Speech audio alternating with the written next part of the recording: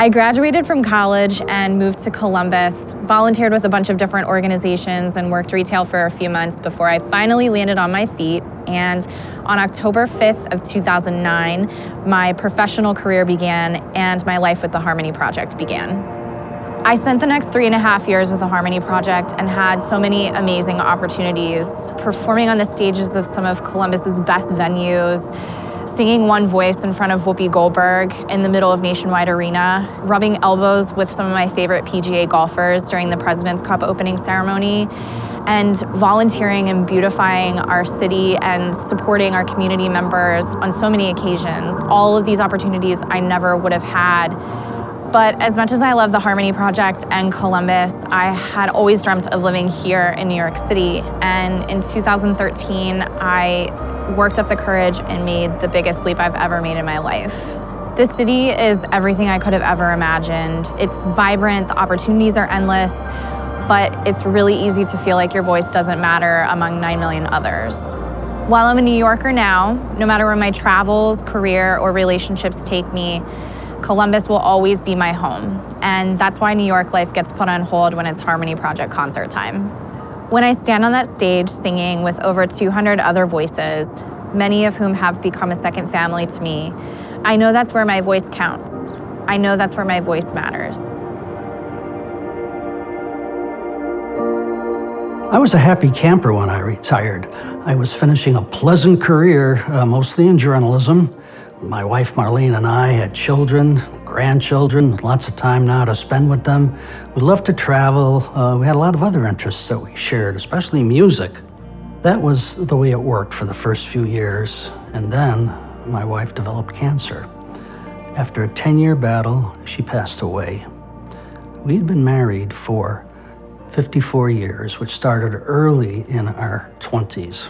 Suddenly there was this huge void. It was kind of like a Bermuda Triangle, vast and dark. Fortunately, my family and my friends helped get me through those early years, and I did some things. I taught at a university, I volunteered, which is something very important for Marlene and me. And then one day, one of my friends mentioned something called the Harmony Project, wanted me to see what it was all about. So I went to a rehearsal with not very much anticipation.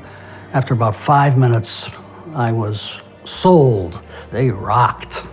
I found 200 people who were assembled for the joy of making music, for the fun of bonding with people of different ages and other demographics.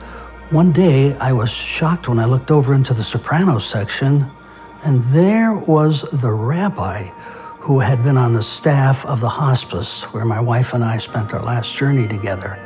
I'll never forget the day she stood by the bedside and sang Jewish melodies to soothe my wife.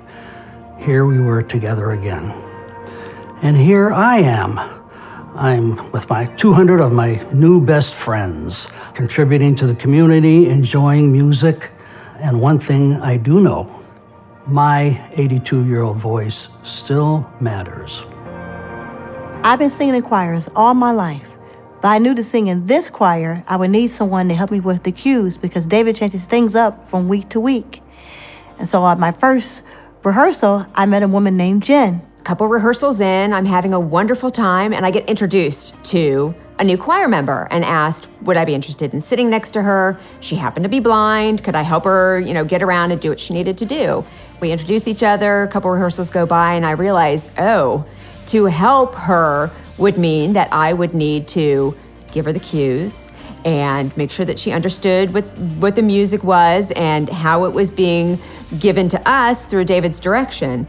So we worked out a little system over the course of the next couple weeks where, a tap on the leg would be to keep the beat, and a slap on the thigh would be we're done singing, and a little twirl means hold it out longer. And I'm really grateful that I've been given this opportunity to experience the music in a way that's different from other choir members. Jen is my sister now, and because of what she gives to me, it inspires me to share my gift with others. And that's what it's all about, sharing and giving harmony. What I've learned is that it's not just about my experience and my voice, it's about what I do with my voice.